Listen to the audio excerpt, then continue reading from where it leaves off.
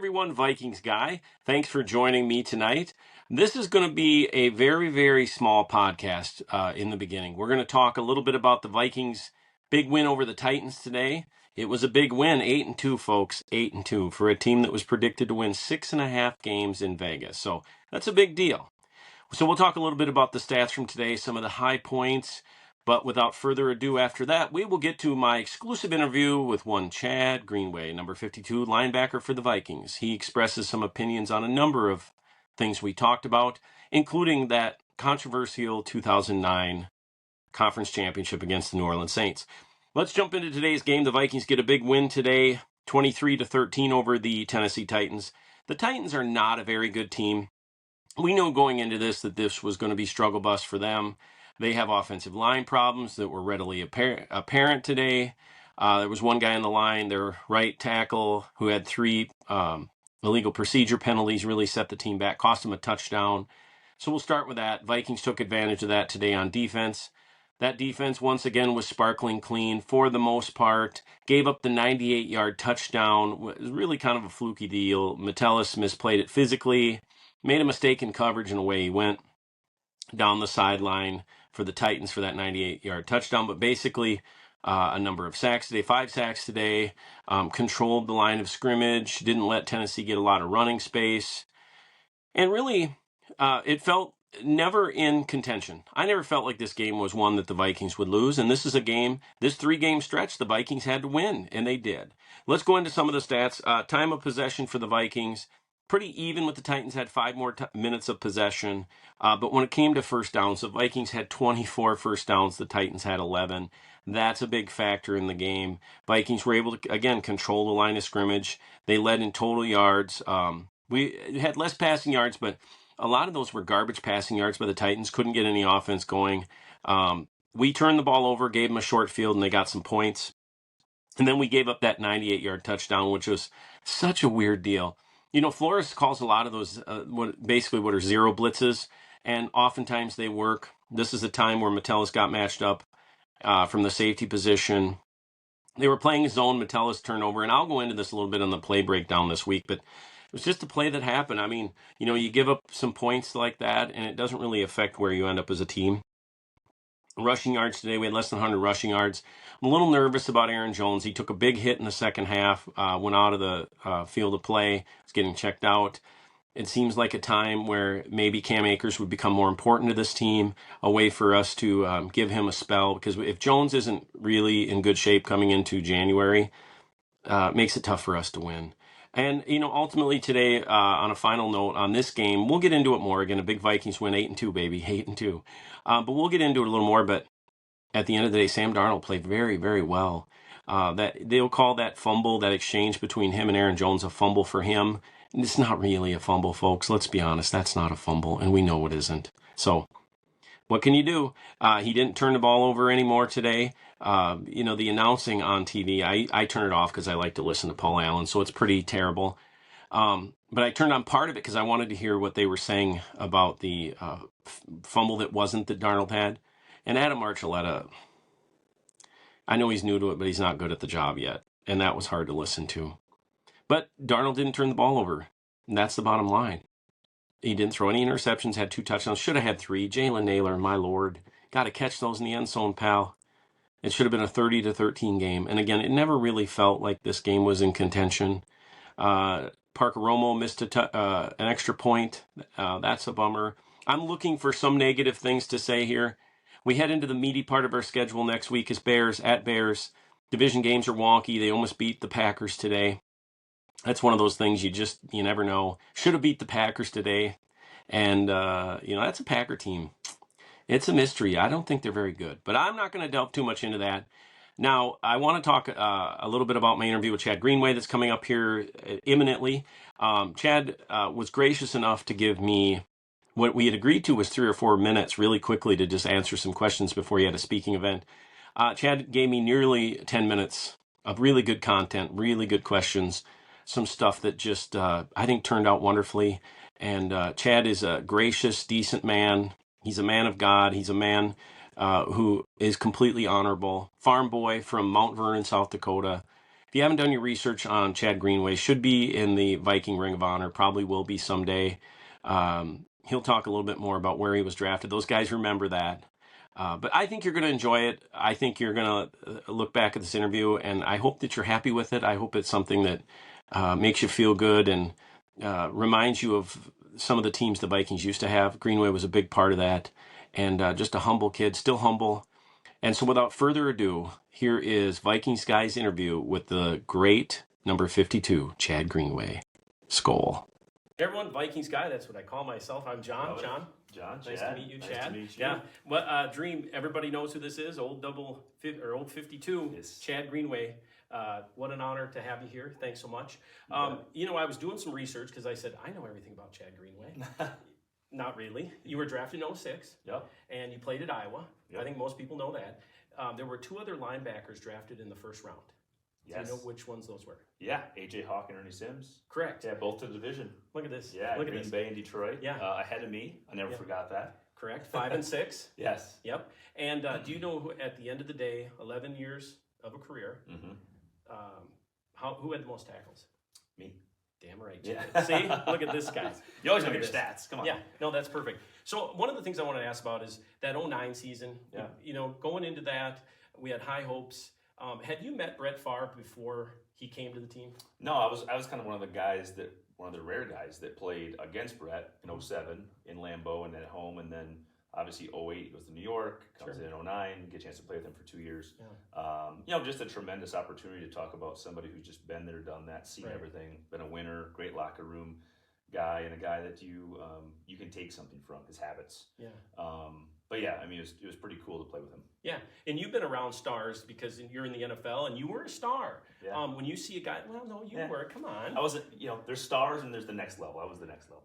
Well, listen, I'm all about that Ring of Honor for you. That should have been done already. That would be great. Attention, Wolves. Yes, Ring of Honor. Exactly. If you're listening to Vikings Guy, Favre comes into the locker room. What was your first impression of him versus what you'd heard?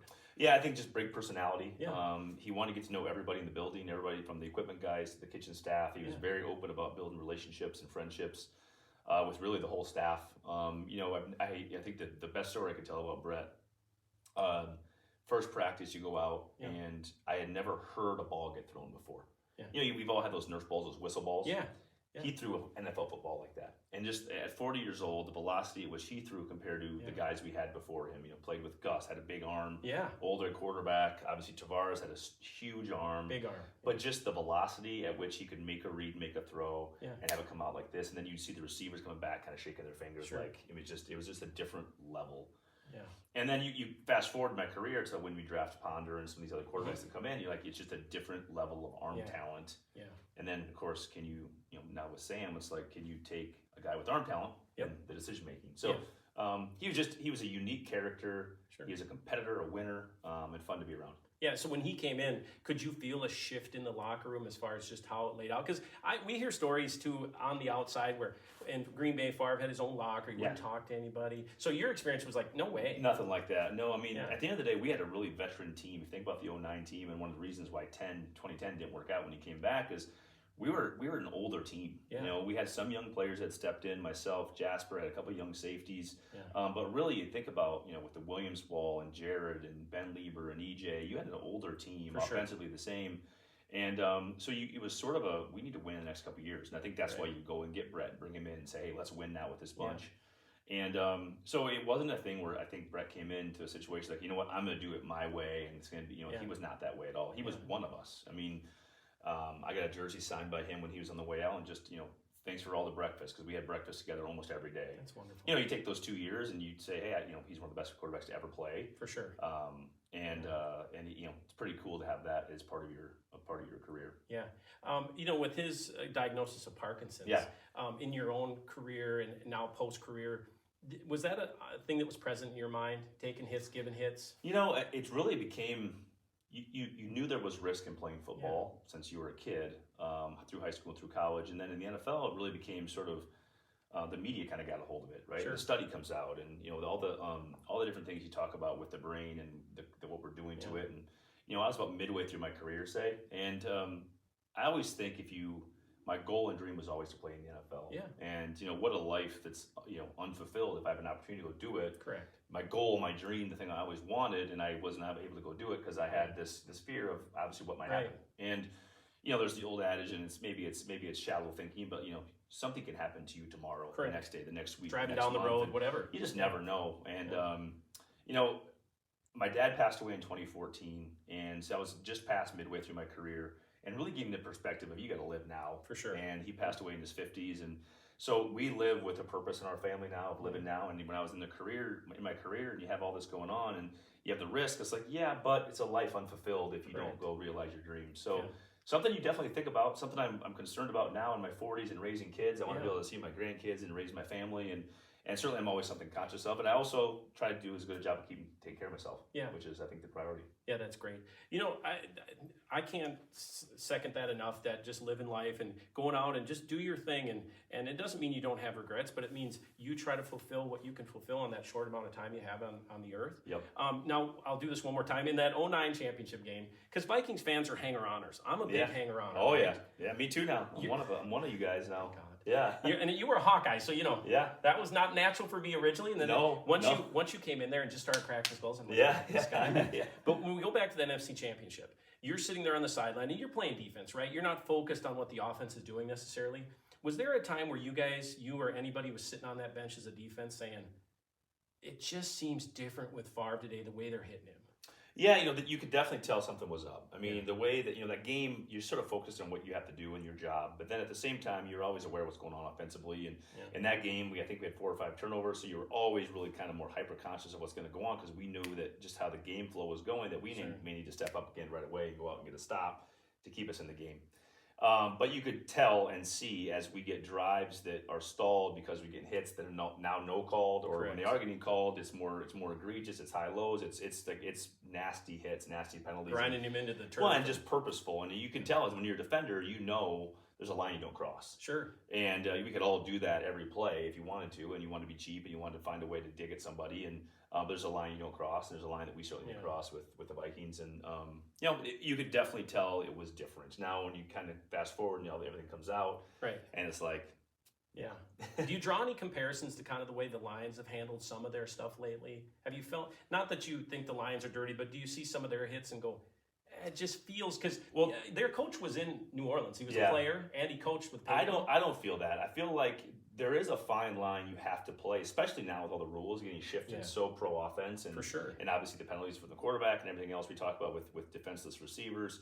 I mean, when we were playing, that was all legal. Yeah. So it's hard to sack a quarterback now as a defender. So you as a defensive player, I watch even the other teams getting calls for these fouls, and you're like, man, like that was legal 5 years ago. For sure. I think there's a fine line of being a physical point of attack team, like the Lions certainly are, and where that line and where you step over. And that line in our own mind as fans is a lot different than it was 10 years ago. Because 10 years ago, as a fan, you'd see that hit and be like, that's a great hit, man. Well, now it's 15-yard penalty, and you expect it because you want the advantage from the penalty. Yeah. How many times this year has the Vikings alone with Darnold or anybody else, at least twice with Darnold, the pick last week, they go to review, they miss the face mask, and it drives you crazy because that's an advantage for our team, but 5 years ago, it's not even a call. Well, like in that 2009 championship where they're driving Favre, it was, I don't remember even who it was, but he drove Favre into the turf, and today they would throw that. Oh, that's maybe immediately in a potential ejection. Yeah. Well, thanks again for the time. You I have one more question that's South Dakota related. Okay. So my family, my brother and sister-in-law live in Tripp. Yeah. Just south of Mitchell. I know Tripp very well. And so you've been to Mitchell? I've been. I grew up 12 miles from Mitchell. Correct. Mitchell was our big town. Yeah. Okay. Is it a thumbs up or thumbs down on the Corn Palace? Thumbs up. Yeah. What's your favorite thing? Did you play ball there? I played a lot of basketball in the Corn Palace. Love the Corn Palace. My uncle Doug actually just retired as the executive director of the Corn Palace. See, I love it. I had no idea. South Dakota, it's everybody. All roads connect. So, love the Corn Palace. Yes, it's an absolute tourist trap. Yeah. But for those who don't know, it's really, really fun to watch and play a basketball game in there. See, I knew that they did that stuff, but I didn't know. Yeah, well, that's great. Check it out. Anything you want to say to Viking fans? I saw Jared Allen in London. I was in London with my daughter, and we did a high-five skull, so we'll have to end with that if that's okay. Sounds good. But anything you want to say to Viking fans? Just thanks for all the support over the years. This is a tremendous support. Love playing here for 11 years. Love retiring a Viking and being a Viking for life. So, Skol Vikes. Right, let's get him into the Ring of Honor. Let's do it. Right, let's do it. Skol. Skol. Thank you, Chad. You bet. Appreciate it, buddy. Appreciate it. Thank you.